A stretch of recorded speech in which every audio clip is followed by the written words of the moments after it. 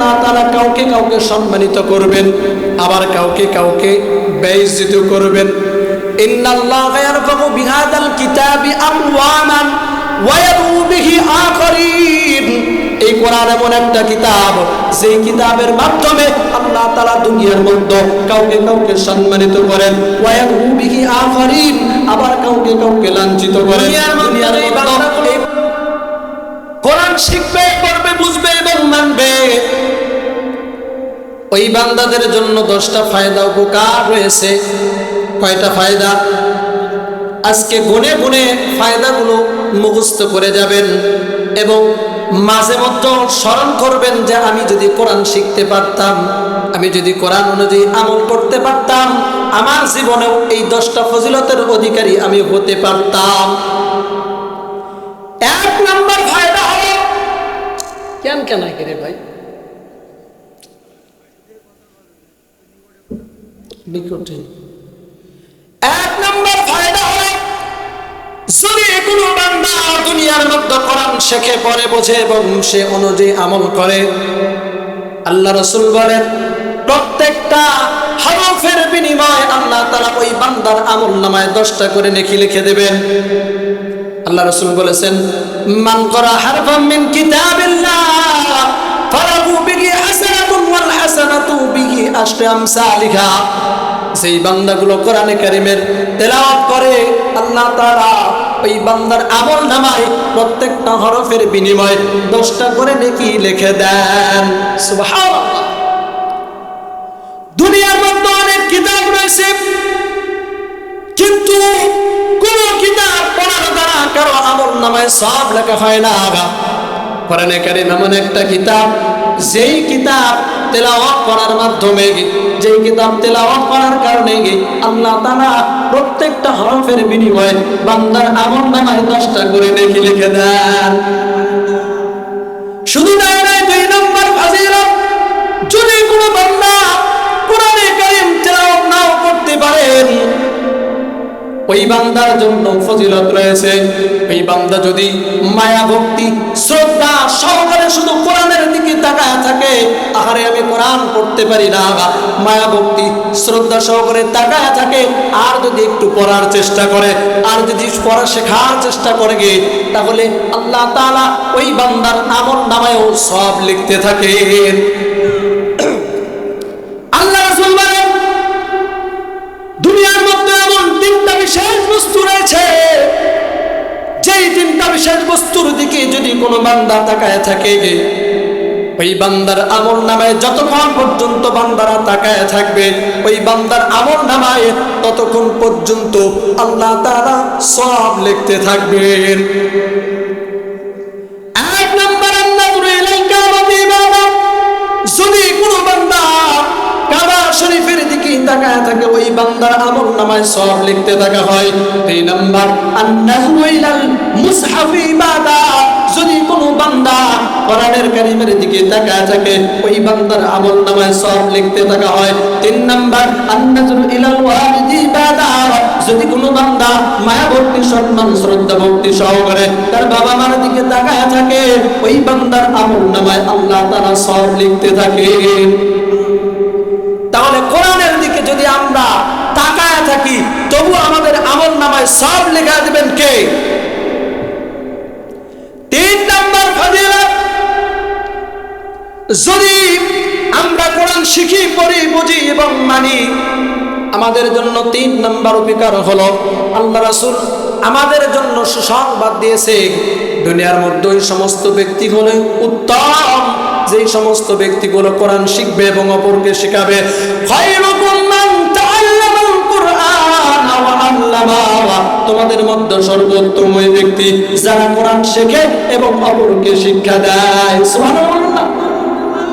দুনিয়ার মধ্যে অনেক বিশাল অনেক শ্রেণীর ব্যক্তি রয়েছে, কিন্তু আল্লাহ রাসূল কারো জন্য এই সুসংবাদ দেয় নাই যে ওই ব্যক্তিগুলো আর্মিরা, বিডিআররা, জজরা, নেতারা, নেত্রীরা, কোন শ্রেণীর ব্যক্তির কথা বলে নাই।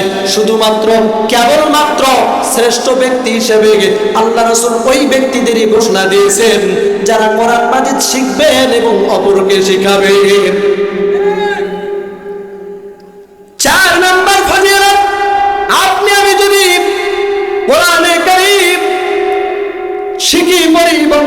এবং মানি আপনার আমার জন্য। আল্লাহ রাসূল সাল্লাল্লাহু আলাইহি ওয়াসাল্লাম বলেন, কোরআনে কারীম এমন একটা কিতাব, যেই কিতাব কিয়ামতের ময়দানে সুপারিশ করে তার পর্দাওয়ালা ব্যক্তিদেরকে নিয়ে জান্নাতের মধ্যে চলে যাবে। আল কোরআন শাফি ওয়া মুশাফফা, কোরআন হলো একটা সুপারিশকারী গ্রন্থ।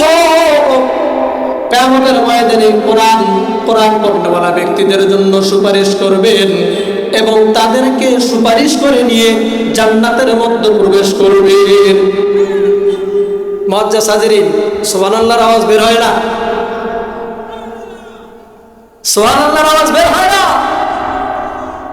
এই জবানকে আল্লাহ তাআলা দিয়েছে আল্লাহ তাআলা পবিত্রতা এবং বরত্ব বর্ণনা করার জন্য। কথা বলেন ঠিক কিনা? সুবহানাল্লাহ, আল্লাহু আকবারের আওয়াজ দেওয়ার জন্য এই জবানকে আল্লাহ তাআলা আপনাকে আমাকে দিয়েছে। অথচ এই জবান দিয়ে সুবহানাল্লাহ আলহামদুলিল্লাহর আওয়াজ বের হয় না। অথচ আজকের এই ময়দান থেকে যখন আমরা কালকের একটা ফুটবল খেলায় যাব, ফুটবল খেলার গোলবারের দিকে বলটা ঢোকা যাওয়া আর আপনার মুখ থেকে গোল হওয়ার আগেই গোল শব্দটা বের হয় কিভাবে? ক্রিকেট খেলা ফিল্ডে যখন যান, বলটা উপরে বাউন্ডারি অতিক্রম করার আগেই আপনার মুখ দিয়ে সিক্স শব্দ বের হয় কিভাবে? আচ্ছা বলেন তো, সিক্স শব্দ বলার দ্বারা আপনার আমলনামায় কোনো সওয়াব হবে? আপনার আমলনামায় এগুলো বেহুদা অনর্থক কথা, জবানের অপব্যবহার করার দ্বারা কোনো সওয়াব হবে না। অথচ এই জবানকে আল্লাহ তাআলা দিয়েছেন তার পবিত্রতা, তার বরত্ব বর্ণনা করার জন্য। দুনিয়ার মধ্যে যদি একবার কোনো বান্দা একবার সুবহানাল্লাহ এবং একবার আলহামদুলিল্লাহ বলে, আসমান জমিনের মধ্যে যতগুলো ফাঁকা জায়গা রয়েছে, এই ফাঁকা জায়গা সমস্তটা নেক দিয়ে ভরে তার আমলনামায় লিখে দেওয়া হয়। আজকে আমরা আমাদের জবানের অপব্যবহার করতেছি, অন্য জায়গায় খরচ করতেছি, শুধু জবান নয় হাতের অপব্যবহার করতেছি। হাত দিয়েছে আল্লাহ তাআলা নেক কাজ করার জন্য, সৎ কাজ করার জন্য, কিন্তু এই হাত দিয়ে আমরা অন্যায় অত্যাচার জুলুম বিচার করতেছি, মানুষকে হত্যা করতেছি, মানুষকে মারপিট করতেছি, সুদ ঘুষের টাকাগুলো লেনদেন করতেছি। কথা বলেন ঠিক কিনা? কিয়ামতের ময়দানে আল্লাহ তাআলা এই হাতের জবানকে খুলে দেবেন, আর এই হাত আপনার বিরুদ্ধে সাক্ষী দেবে, ও আল্লাহ তোমার এই বান্দাকে তুমি হাত দিয়েছিলা নেক কাজ করার জন্য, কিন্তু তোমার এই বান্দা নেক কাজ করে নাই, দুনিয়ার মধ্যে মানুষের উপরে হাত দিয়ে জুলুম অত্যাচার করেছে, মানুষের জমির আইল কেটে নিজের জমিকে বিক্রি করেছে, মানুষের জমিকে আত্মসাৎ করেছে, মানুষের উপর অন্যায় অবিচার করে তাকে মারপিট করেছে, মানুষকে হত্যা পর্যন্ত করেছে, সুদ ঘুষের টাকা এই হাত দিয়ে সে লেনদেন করেছে। কিয়ামতের ময়দানে কিন্তু আপনার জবানের উপর লাগাম লাগিয়ে দিয়ে হাতের জবানকে খুলে দেওয়া হবে।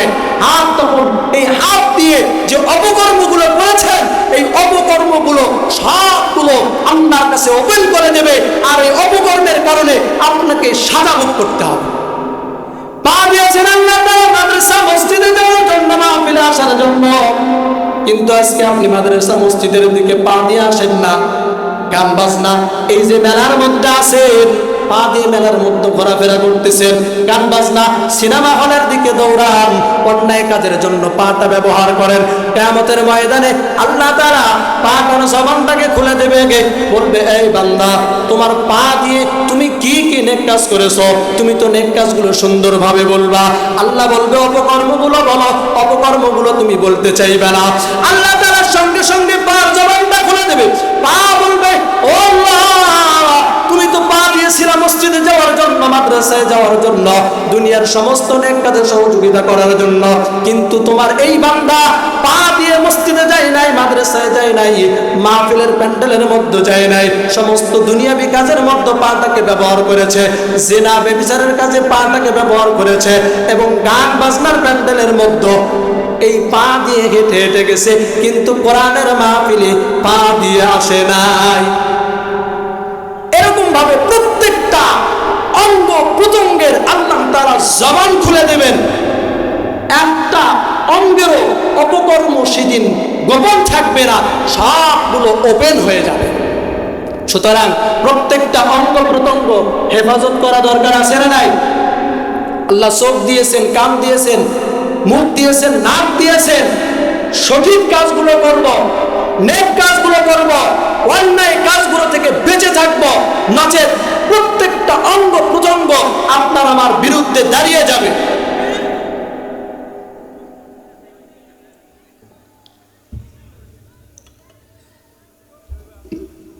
মুআজ্জাজ হাজিরিন,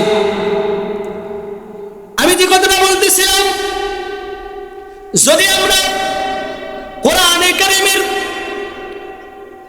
শিখা পড়া বোঝা এবং মানার উপর আমল করতে পারি, আমাদের জন্য 4 নাম্বার ফজিলত, কোরআনে কারীম আপনাকে আমাকে নিয়ে সুপারিশ করে জান্নাতের মধ্যে পৌঁছে যাবে। 5 নাম্বার ফজিলত, আল্লাহ তাআলা কোরআনে কারীমের সূরাতুল আনফালের 2 নম্বর আয়াতের মধ্যে বলেন, ইন্নামাল মুমিনুনা আল্লাযীনা ইযা যুকিরাল্লাহু ওয়াজিলাত কুলুবুহুম ওয়া ইযা তুলিয়াত আলাইহিম আয়াতুহু যাদাতুহুম ঈমানা ওয়া আলা রাব্বিহিম ইয়াতাওয়াক্কালুন।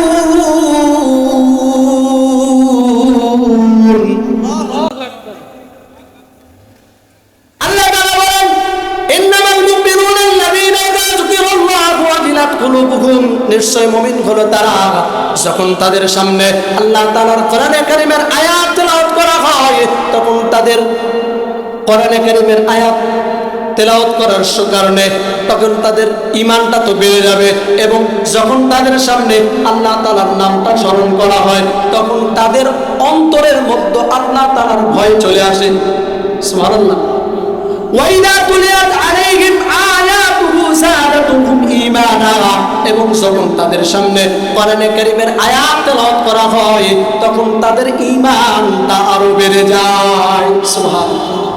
মুমিন ব্যক্তি হলো তারা যখন তারা কোরআনে কারীমের আলোচনা শুনবে, দুনিয়ার মধ্যে যেমন ভাবে লাইটে চার্জ দেওয়ার কারণে লাইটটা পরিপূর্ণ আলো নূরে নূরান্বিত হয়ে যায়, তেমনি ভাবে আমরাও মুমিন বান্দাগুলো দুনিয়ার লাইট যেরকম ভাবে আমরা টর্চ ব্যবহার করার কারণে এক পর্যায়ে কি হয়ে যায়, টর্চের আলোটা কমে যায়, আবার চার্জ দিতে হয়, আবার পূর্বের মতো হয়ে যায়, তেমনি ভাবে আপনি আমি এই দুনিয়ার বিভিন্ন গুনাহের কাজে নিজের ঈমানি আলো দিয়ে চলতেছি। এই ঈমানি আলোর পাওয়ারটা ব্যবহার করার কারণে, বিভিন্ন গুনাহ থেকে নিজেকে হেফাজত করার কারণে ঈমানের পাওয়ারটা, অর্থাৎ দুনিয়ার মধ্যে বিভিন্ন গুনাহ থেকে বাঁচার জন্য চেষ্টা করতেছেন, বিভিন্ন গুনাহের মধ্যে চলতেছেন, আস্তে আস্তে আপনার মধ্যে একটা গুনাহ হয়ে যায়, যার কারণে আপনার ঈমানের পাওয়ারটা একটু কমে যায়। কমে না? দুনিয়ার মধ্যে গুনাহ করার কারণে আপনার ঈমানের পাওয়ার কি বাড়বে না কমবে? গুনাহ করলে ঈমানের পাওয়ারটা কমে যায় না? এই পাওয়ার কমে গেলে আবার পাওয়ারটা দেওয়ার মাধ্যম হলো এই কোরআনের মাহফিল। সুবহানাল্লাহ না? কোরআনের মাহফিল এবং কোরআনে কারীমের তিলাওয়াত, কোরআনে কারীমের আলোচনা যখন আপনি শুনবেন, অটোমেটিকলি লাইটে চার্জের মতো আপনার ঈমানের যতটুকু ঘাটতি ছিল, ওই ঘাটতিটাকে আল্লাহ তাআলা পূর্বের মতো আবার পরিপূর্ণ ফিল আপ করে দেবেন। 6 নাম্বার হলো, যদি কোনো বান্দা দুনিয়ার মধ্যে কোরআন শিখে, পড়ে, বোঝে এবং মানে গে, আল্লাহ তাআলা কিয়ামতের ময়দানে ওই বান্দাদেরকে পুরস্কৃত করবেন। ওয়ামান আমিলা বিহি উজরা, আল্লাহ রাসূল বলেন, দুনিয়ার মধ্যে যে সমস্ত বান্দাগুলো কোরআন শিখবে, পড়বে, বুঝবে এবং সে অনুযায়ী নিজের জীবনকে পরিচালনা করবে, কিয়ামতের ময়দানে আল্লাহ তাআলা কোরআন অনুযায়ী নিজের জীবনকে পরিচালনা করার কারণে তাকে কোরআনের ওসিলায় জান্নাতুল ফিরদাউস দান করে দেবেন।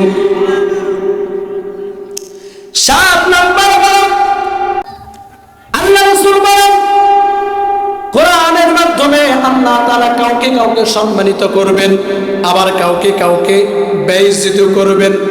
ইন্নাল্লাহা ইয়ারফাউ বিহাদাল কিতাবি আমওয়ামান ওয়া ইয়াদউ বিহি আখারিন, এই কোরআন এমন একটা কিতাব, যেই কিতাবের মাধ্যমে আল্লাহ তাআলা দুনিয়ার মধ্যে কাউকে কাউকে সম্মানিত করেন, ওয়ায়াহু বিহি আখারিন, আবার কাউকে কাউকে লাঞ্ছিত করেন। দুনিয়ার মধ্যে এই কোরআনের আলেমরা, কোরআনের কারণে তাদেরকে আল্লাহ তাআলা প্রত্যেকটা জায়গায় সম্মানিত করেছেন, কথা বলেন ঠিক কিনা? এবং যেই ব্যক্তিগুলো দুনিয়ার মধ্যে কোরআনের বিরোধিতা করেছে, কোরআনের আলেমদের বিরোধিতা করেছে, তারা প্রত্যেকটা জায়গায় প্রত্যেকটা পদে পদে অপমানিত, অপদস্থ, লাঞ্ছিত হয়েছে, কথা বলেন ঠিক কিনা? এই কোরআন এমন একটা কিতাব, যেই কিতাবের সংস্পর্শে ওমর রাদিয়াল্লাহু তাআলা আনহু ইসলামের পূর্বে একজন লৌহ মানব ছিলেন, কিন্তু যখনই তিনি ইসলাম ধর্ম গ্রহণ করে কোরআনের সংস্পর্শে আসছেন, কোরআনের সংস্পর্শে আসার কারণে লৌহ মানব থেকে তিনি পরশ পাথরে পরিণত হয়ে গেছেন। আচ্ছা বলেন তো, বছরের মধ্যে মাসের সংখ্যা কয়টি? 12টা মাসের মধ্যে সম্মানিত মাসের নাম রমজান। কারণ এই রমজান মাসে কোরআন নাজিল করেছেন কে? বছরের মধ্যে 365টা রাত রয়েছে, সবচাইতে ফজিলতের বরকতের রাতের নাম হলো লাইলাতুল কদর। কারণ এই লাইলাতুল কদরের মধ্যে কোরআন নাজিল করেছেন কে? আমরা আমাদের বাসার মধ্যে আলনা ওয়াইড্রোবের মধ্যে কাপড় চোপড় রাখি, কাপড় চোপড়গুলো যখন আমরা বের করি তখন আমাদের হাত থেকে কোনো কাপড় চোপড় পড়ে যায়, তখন কিন্তু ওই কাপড়কে আমরা সম্মান, ভক্তি বা শ্রদ্ধা দেখাই না। 8 নম্বর ফজিলত হলো, যদি আপনি আমি কোরআন শিখি, পড়ি, বুঝি এবং মানি, সে অনুযায়ী যদি আপনি আমি আমল করতে পারি, তাহলে আসমান থেকে জমিনের মধ্যে সব জায়গায় আল্লাহ তাআলা আপনার আমার জন্য বরকতের দ্বার খুলে দেবেন। আল্লাহ তাআলা কোরআনে কারীমের মধ্যে বলেছেন, ওয়ালাউ আন্না আহলাল কুরা আমানু ওয়াত্তাকু লাফাতাহনা আলাইহিম বারাকাতিম মিনাস সামাই ওয়াল আরদ। যেই বান্দাগুলো তাদের ঈমান আনার পর, আল্লাহকে ভয় করার পর, আল্লাহর বিধানগুলো পরিপূর্ণভাবে মানবে, কোরআনের বিধানগুলো পরিপূর্ণ মানবে, আল্লাহ তাআলা আসমান জমিনের মধ্যে সমস্ত জায়গায় তার জন্য বরকতের দ্বার খুলে দেবেন। মুআজ্জাজ হাজিরিন, এই কোরআন যদি আপনি সঠিকভাবে কোরআনের বিধানগুলো যদি মানেন, তাহলে আপনার জন্য বরকতের দ্বার খুলে দেবেন কে? আল্লাহ আপনার আমার জন্য বরকতের দ্বারগুলো খুলে দিবেন ঠিকই, তবে এই কোরআনটা যখন মানব, আমরা যখন পরিপূর্ণ, তখনই। মুআজ্জাজ হাজিরিন, নামাজের মধ্যে যেমন ভাবে আমরা কোরআনে কারীম তেলাওয়াত করি, কোরআন দিয়ে যেমন নামাজ করি, নামাজের বাইরেও কোরআন মানার দরকার আছে না নাই? নবী সাল্লাল্লাহু আলাইহি ওয়াসাল্লাম কোরআনে কারীম দিয়ে মসজিদে নববীর মধ্যে নামাজ পড়েছেন, এবং মসজিদে নববী থেকে যখন বের হয়েছেন, কোরআনে কারীমের আইনগুলো বাস্তবায়নের মাধ্যমে পুরা মদিনা শাসন করেছেন। এই জন্য পুরা মদিনাটা কোরআনের আইনে শাসিত হওয়ার কারণে সোনার মদিনা হয়ে গেছে। আজকে যদি বাংলাদেশের মধ্যে কোরআনের আইনগুলো বাস্তবায়ন থাকতো আর বাস্তবায়ন হতো, তাহলে আমাদের বাংলাদেশটাও সোনার বাংলাদেশে পরিণত হয়ে যেত, কথা বলেন ঠিক কিনা?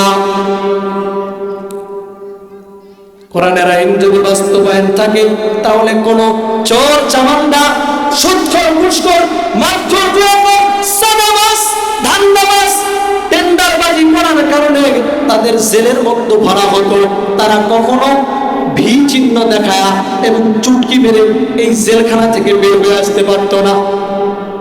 কিন্তু ইনসাফের অনুযায়ী বিচার না থাকার কারণে তারা এক প্রান্তে ঢোকে, আরেক প্রান্তে বের হয়ে যায়। আর কোরআনের দায়ী আলেম মাজলুম হয়ে তারা জেলখানার মধ্যে, নিরপরাধ আলেমরা জেলখানার মধ্যে বসে থাকে, তাদেরকে নিরপরাধ ব্যক্তিদেরকে বিভিন্ন মামলা মোকদ্দমা দিয়ে জেলখানার মধ্যে ঢুকায় রাখা হয়, কথা বলে ঠিক কিনা? কোরআনের শাসকদের নমুনা দেখেন, তারা কতটা ইনসাফপূর্ণ ছিলেন। হযরত ওমর রাদিয়াল্লাহু তাআলা আনহু কেমন ভাবে পরিচালনা করেছিলেন তার শাসক, আমলটা একটু শুনে যান। ওমর রাদিয়াল্লাহু তাআলা একটা ঘরের মধ্যে মোমবাতি জ্বালায়া, রাষ্ট্রের টাকার কেনা মোমবাতি জ্বালায়া রাষ্ট্রের কাজ করতেছিলেন। এমন সময় তার কিছু আত্মীয় স্বজন তার সাথে সাক্ষাৎ করার জন্য আসছে। দরজায় নক করছে, আসতে পারি? ওমর রাদিয়াল্লাহু তাআলা আনহু বললেন, দাঁড়াও। ওমর রাদিয়াল্লাহু তাআলা আনহু তার সামনে যেই মোমবাতিটা জ্বালানো ছিল ওই মোমবাতিটাকে নিভায়া নতুন আরেকটা মোমবাতি জ্বালালেন। এরপরে বললেন, তোমরা এখন ভিতরে আসো। আত্মীয় স্বজনরা যখন ভিতরে আসলেন, ভিতরে আসার পরে জিজ্ঞেস করলেন, ইয়া আমিরুল মুমিনিন, আপনার সামনেই তো একটা মোমবাতি জ্বালানো ছিল, আপনি ওইটা নিভায়া দিয়ে নতুন করে আরেকটা মোমবাতি কেন জ্বালালেন? তখন বলেন, তোমরা আসার আগ পর্যন্ত আমি রাষ্ট্রের টাকায় কেনা মোমবাতি জ্বালিয়ে রাষ্ট্রের কাজ করতেছিলাম, কিন্তু তোমরা যেহেতু আমার আত্মীয়, তোমরা হয়তো আমার কোনো ব্যক্তিগত কাজের জন্য আসছো, এই জন্য ভাবলাম রাষ্ট্রের টাকায় কেনা মোমবাতি জ্বালিয়ে যদি আমি তোমাদের সাথে আমার ব্যক্তিগত কাজে লিপ্ত হই, কথোপকথন করি, আল্লাহ যদি আমাকে ধরে আমি জবাব দিতে পারবো না। ওই কিয়ামতের ভয়ে, ওই হিসাবের ভয়ে আজকে আমি আমার মোমবাতিটাকে, ওই রাষ্ট্রের টাকার কেনা মোমবাতিটাকে নিভাইয়া দিয়ে আমি নিজের তহবিল থেকে কেনা টাকার মোমবাতি জ্বালাইলাম। সুবহানাল্লাহ বলবেন না? কতটা আমানতদার ছিলেন তিনারা, কোরআনের শাসক তিনারা কতটা আমানতদার ছিলেন।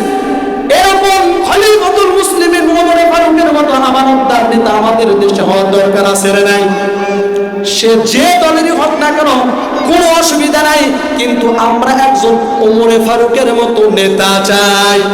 কোনো দল বুঝি না, ওই ব্যক্তিটা যেন দলের স্বার্থে নয়, কোরআনের স্বার্থে, ইসলামকে প্রতিষ্ঠার জন্য ওমর ফারুকের মতো শাসন করতে পারে, এতটা আমানতদার হতে পারে, ওই ব্যক্তিদেরকেই সমর্থন করব ইনশাআল্লাহ। মুআজ্জাজ হাবিব, শুধু নেতাদেরকেই ভালো বলে চলবে না, নেতার সাথে সাথে তার কর্মীদেরকেও ভালো হতে হবে। কারণ বাংলাদেশের মধ্যে নেতারা ভালো হলে তার কর্মী যদি ভালো না হয়, কর্মীর কারণে জনগণ, গরিব অসহায়ের যে বরাদ্দগুলো আসে সঠিকভাবে তার কাছে পৌঁছাবে না। একজন বিশিষ্ট একজন বাংলাদেশের ভালো একজন নেতা ছিলেন, তেনাকে তার একজন ভক্ত গ্রাম থেকে কিছু শস্য, লাউ, গরু, গ্রামের খাবার, শাকসবজি নিয়ে আসছে, হাদিয়া দিছে। হাদিয়া দেওয়ার পরে সে নেতার সাথে সাক্ষাৎ করছে, নেতা তার উপর খুশি হয়ে গেছে, তাকে খাওয়া দাওয়া আপ্যায়ন করাইছে, এরপর তাকে বিদায় দিছে। বিদায় দেওয়ার সময় যখন বের হয়ে গেছে, তখন নেতা ভাবলো এই ব্যক্তিটা আমাকে এতটা মহাব্বত করে যে গ্রাম থেকে শহর অবধি পর্যন্ত তার নিজের শস্য, লাউ, কদু, শাকসবজি আমার জন্য নিয়ে এসেছে, তাকে কিছু হাদিয়া দেওয়া, বকশিশ দেওয়া দরকার। এজন্য সে তার দারোয়ানকে বললেন, দারোয়ান, ওই যে আমার ভক্ত যে গ্রাম থেকে এই কৃষকটা এসেছে, ওই কৃষককে 1000 টাকা দাও। এই 1000 টাকা নিয়ে কৃষকটার কাছে যখন যাইতেছে, দারোয়ান উপর তলা থেকে নামতে নামতে ভাবতেছে, এই ব্যক্তিটা কৃষক মানুষ, 1000 টাকা দিয়ে কি করবে? 500 টাকা নিজের পকেটের মধ্যে ভরে দিছে, আর 500 টাকা নিয়ে গিয়ে কৃষককে বলতেছে, এই ধর, এটা তো আমাকে ছাড় দিয়েছি। তখন কৃষক তো অবাক, না, আমি তো আমার নেতাকে ভালোবেসে মহব্বত করে তার জন্য আমার নিজের লাউ, কদু, শাকসবজি উপহার নিয়ে এসেছি, তিনি আমাকে কেন টাকা দেবেন? সঙ্গে সঙ্গে উপরে উঠে গেছেন, সাপ নেন আপনার 500 টাকা, আমি তো আপনাকে ভালোবেসে নিয়ে এসেছি, প্রতিদান দেওয়ার জন্য না। তখন নেতা বলতেছে, আরে তুমি আমাকে 500 টাকা দিতেছো কেন? ফেরত যদি দাও তাহলে পুরোটাই দাও। বলে, স্যার আমি তো 500 টাকাই পাইছি। তাহলে নেতার সাথে সাথে কর্মীদেরকে ভালো হওয়া দরকার আছে না নাই? আগামীর বাংলাদেশকে আল্লাহ তাআলা নেতা এবং কর্মী যারা ভালো হবে তাদের শাসন আমল দান করুন, সকলে বলে আমিন। এবং আমাদের নেতা যারা হবেন আল্লাহ তাদেরকে এখন থেকে হিদায়াতের পথে হাঁটার তৌফিক দেখ, সকলে বলে আমিন। মুআজ্জাজ হাজিরিন, অন্যদিকে যাব না, যেই কথা বলতেছিলাম, যদি কোরআন আমরা শিখি, পড়ি, বুঝি এবং মানি, আমাদের জন্য 8 নম্বর ফায়দা, আসমান জমিনের মধ্যে সর্বক্ষেত্রে আল্লাহ তাআলা বরকতের দ্বারগুলো খুলে দেবেন। প্রত্যেকটা কাজে আমাদের বরকত আল্লাহ তাআলা নাজিল করায় দেবেন। 9 নম্বর, যদি কোনো বান্দা কোরআন শেখে, কোরআন পড়ে, বোঝে, মানে, আল্লাহর হাবিব বলেন ওই বান্দাদেরকে এমন পাওয়ার দেওয়া হবে, আল্লাহ রাসূল সাল্লাল্লাহু আলাইহি সাল্লাম বলেছেন, ইকালু লিসাহিবিল কুরআন ইকরা ওয়ারতাকা ওয়ারাতিল কামা কুনতা তুরাতিলু ফিদ দুনিয়া ফা ইন্না মানসিলাকা ইনদা আখিরি আয়াতিন তাকরাউহা। আল্লাহ তাআলা কিয়ামতের ময়দানে যারা কোরআন শিখবে এবং একটু একটু করে মুখস্থ করবে, হাফেজে কোরআন হবে, তাদেরকে বলতে থাকবে ইকরা, পড়তে থাকো, ওয়ারতাকি, এবং চড়তে থাকো, ওয়ারাতিল কামা কুনতা তুরাতিলু ফিদ দুনিয়া ফা ইন্না মানসিলাকা ইনদা আখিরি আয়াতিন তাকরাউহা। তুমি তেলাওয়াত করতে থাকো দুনিয়ার মধ্যে যেমন ভাবে তুমি কোরআনে কারীম তেলাওয়াত করেছিলা, কষ্ট করে মুখস্থ করেছিলা, ফা ইন্না মানসিলাকা ইনদা আখিরি আয়াতিন তাকরাউহা, তোমার জান্নাতের মধ্যে সর্বশেষ স্থানটা হবে ওইটাই যেখানে গিয়ে তোমার তেলাওয়াতটা শেষ হবে। অর্থাৎ হাফেজে কোরআন এক একটা করে আয়াতে কারিমা তেলাওয়াত করবে, আর আল্লাহ তাআলা জান্নাতের মধ্যে তার বিল্ডিং এর এক একটা করে তালা বৃদ্ধি করায় দেবে। এই জন্য কোরআন শিখবো এবং তার সাথে সাথে আমরা কোরআনকে মুখস্থ করব। আবার একটু মনোযোগটা দেন, কি কথা বলছিলাম? কোরআন শেখা, পড়া, বোঝা এবং মানা 10টা ফজিলতের 9 নম্বর ফজিলত। কোরআন শিখবো, পাশাপাশি যারা মুখস্থ করব, কিয়ামতের ময়দানে তাদের আল্লাহ অর্ডার করবে পড়তে থাকো, চড়তে থাকো। সুবহানাল্লাহ বলবেন না? যদি আমরা কোরআন শিখতে নাও পারি, আমরা যদি আমাদের সন্তানদেরকে 10 নম্বর ফজিলত, যারা আমরা কোরআনের হাফেজ হব, একটু একটু করে পড়ে কোরআনটাকে হেফজ করতে পারবো, ওই বান্দাদেরকে আল্লাহ তাআলা কিয়ামতের ময়দানে তো অর্ডার তো দিবেন পড়তে থাকো এবং চড়তে থাকো। 10 নম্বর ফজিলত হলো ওই বান্দাদের বাবা মাকে আল্লাহ তাআলা নূরের টুপি পরাবে। সুবহানাল্লাহ। আল্লাহ তাআলা হাবিব বলেন, মান কোরআন কুরআন, যেই বান্দাটা কোরআনে কারীম তেলাওয়াত করে শিখেছে, যেই বান্দাটা কোরআনে কারীম পড়ে, ওয়া আমিলা বিমা ফিহি, সে অনুযায়ী আমল করে, উলবিসা ওয়ালিদাহু তাজান ইয়াউমাল কিয়ামাতি, আল্লাহ তাআলা কিয়ামতের ময়দানে তার বাবা মাকে নূরের তাজ পরিধান করায় দেবেন। তাহলে আপনি আমি যদি কোরআন শিখি এবং আস্তে আস্তে একটু একটু করে মুখস্থ করি, আপনার আমার তো ফজিলত আছেই, সাথে সাথে আপনার আমার বাবা মাকে আল্লাহ তাআলা নূরের তাজ পরায়া দিবেন। এই জন্য নিজেরা তো কোরআন শিখবই এবং নিজেদের সন্তানদেরকেও কোরআন শিখাবো ইনশাআল্লাহ। মুআজ্জাজ হাজিরিন, সংক্ষিপ্ত আকারে কথাটা বলে শেষ করে দেব।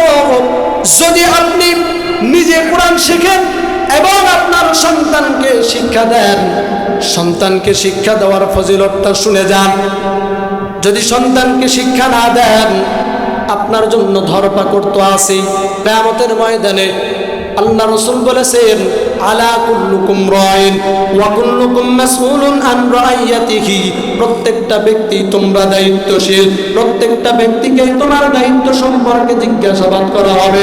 তোমার দায়িত্বের মধ্যে রয়েছে তোমার স্ত্রী, তোমার সন্তান, আরো অনেক ব্যক্তি তোমার দায়িত্বের মধ্যে রয়েছে। এই ব্যক্তিগুলো নামাজ পড়ছে কিনা, রোজা রাখছে কিনা, পর্দা করছে কিনা, এই ব্যক্তিগুলোর দায়িত্ব তোমার উপর অর্পণ করা হয়েছে। তাদের যদি কোনো আমলের মধ্যে কমতি থাকে, কিয়ামতের ময়দানে তাদের জবাবদিহি করার আগে আপনাকে ধরা হবে। মুআজ্জাজ হাজিরিন, আপনার সন্তানের উপর কয়েকটা হক রয়েছে। এই হকের ভিতর বিশেষ একটা গুরুত্বপূর্ণ হক হলো সন্তানকে ইলমে দ্বীন শিক্ষা দেওয়া, নাম রাখা, সন্তান দিন 7ম দিনে আকিকা করা। এর চাইতেও অধিক গুরুত্বপূর্ণ একটা দায়িত্ব আপনার উপর আল্লাহ তাআলা দিয়েছেন। সেই দায়িত্বটা হলো সন্তানকে ইলমে দ্বীন শিক্ষা দেওয়া। সন্তানকে কি দেওয়া? ইলমে দ্বীন শিক্ষা দেওয়া। আপনি আপনার সন্তানকে আরবি বানান, র‍্যাব বানান, মিডিয়ার বানান, জজ বানান, ইঞ্জিনিয়ার বানান, কোনো সমস্যা নাই।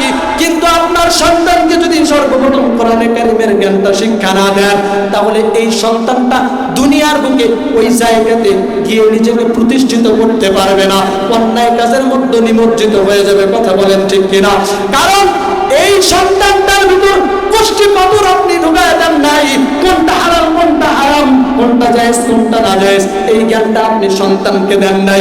কোরআনে কারিম হলো এমন একটা কোষ্ঠী পাথর, যেই কোরআনে কারিম এমন একটা কোষ্ঠী পাথর, যেই কোষ্ঠী পাথরের মাধ্যমে হালাল হারামটা চেনা যায়, জায়েজ না জায়েজটা বোঝা যায়। এই কোরআনে কারিমের জ্ঞান যদি সন্তানদেরকে শিক্ষা না দেন, আর এই সন্তানটা যদি দুনিয়ার অপকর্মে লিপ্ত হয়ে জাহান্নামের মধ্যে চলে যায়, জাহান্নামের আসামি হয়ে যায়, কিয়ামতের ময়দানে আল্লাহকে বলবে, আল্লাহ ও আল্লাহ, আমি তো জাহান্নামে যাব না। আল্লাহ বলবে, এ বান্দা কেন জাহান্নামে যাবি না? দুনিয়ার মধ্যে সুদ খাইছো, ঘুষ খাইছো, মানুষের টাকা অন্যায়ভাবে আত্মসাৎ করেছো, কেন তুমি জাহান্নামে যাইবা না?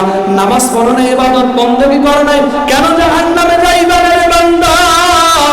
তখন এই বান্দাটা বলবে, আল্লাহ, দুনিয়ার মধ্যে আমার বাবা মা আমাকে সর্বপ্রথম কোরআন হাদিসের শিক্ষা দেয় নাই, যার কারণে আমি হালাল হারামটা বুঝি নাই। দুনিয়ার মধ্যে সুদ খাইছি, ঘুষ খাইছি, বিভিন্ন গুনাহের কাজে লিপ্ত হয়েছি। দুনিয়ার মধ্যে ছোট অবস্থায় আমার বাবা মা যদি আমাকে কোরআন হাদিসের জ্ঞানগুলো শিক্ষা দিত, আমি এই গুনাহগুলো থেকে হেফাজত থাকতে পারতাম এবং আমলের কাজগুলো করে আজকে আমি জান্নাতের মধ্যে যাইতে পারতাম। ও আল্লাহ, যেহেতু আমার বাবা মা আমাকে দুনিয়ার মধ্যে ইলমে দ্বীন শিক্ষা না দেওয়ার কারণে প্রকৃতপক্ষে আজকে আমি জাহান্নামে যাইতেছি, সুতরাং তাদেরকে আমার সামনে দেন। আল্লাহ তাআলা কিয়ামতের ময়দানে তার বাবা মাকে সামনে হাজির করায় দেবে। এইবার বান্দাটা ওই পিতা মাতার বুকের উপর লাফাতে লাফাতে রক্ত রঞ্জিত করবে, এরপর রক্তের উপর পাড়া দিয়ে পার হবেন। কোরআনে কারিমের মধ্যে আল্লাহ বলেন, নাজাল হুমা তাহতা কুদামিনা লিয়াকুনা মিনাল আসফালিন। কিয়ামতের ময়দানে ওই সন্তানগুলো তাদের পিতামাতার বুকের উপর পাড়া দিয়ে রক্তে রঞ্জিত করবে, এর উপর রক্তের উপর পাড়া দিয়ে পার হবে, পার হয়ে আবার থেমে যাবে। যেই সন্তানের জন্য রাতকে রাত মনে করো না, দিনকে দিন মনে করো না, মাথার গাম পায়ে ফেলে বাড়ি গাড়ি জমি জমা ব্যাংক ব্যালেন্স করতেছো, কিন্তু কোরআনকে সন্তানকে কোরআন শিক্ষা দাও নাই, ইলমে দ্বীন শিক্ষা দাও নাই। ওই সন্তানগুলো তোমার বুকের উপর পাড়া দিয়ে রক্তে রঞ্জিত করে রক্তের উপর পাড়া দিয়ে ক্ষান্ত নয়, এইবার আবার থেমে যাবে। আল্লাহ বলবে, হে বান্দা, আবার থামলে কেন? বলবে, আল্লাহ, আমার দুনিয়ার মধ্যে এই বাবা মাগুলো স্কুলে যাই নাই, তার জন্য শাসন করেছে, তাদের আমি কথাগুলো শুনি নাই, তার জন্য শাসন করেছে, কিন্তু মাদ্রাসায় যাই নাই, কোরআন শিখি নাই, নামাজ পড়তে যাই নাই, তার জন্য তো শাসন করে নাই। সুতরাং আমার প্রকৃতপক্ষে জাহান্নামে যাওয়ার পিছনে আমার বাবা মা আমার হকটা না আদায় কারণে তারাই প্রকৃত দায়ী। সুতরাং তাদেরকেও আমার সঙ্গে দেন, নচেত আমি জাহান্নামে যাব না।